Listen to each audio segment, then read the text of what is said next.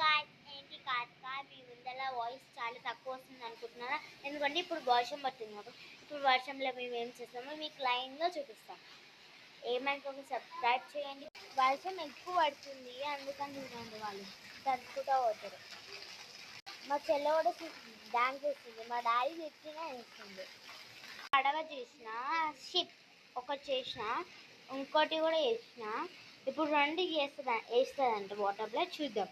అవు ఇప్పుడైతే పడవని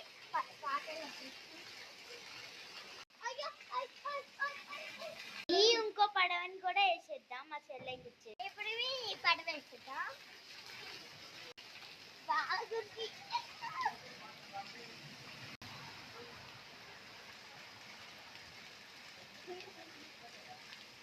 ఇది గాయ్స్ మా వీడియో. బాయ్.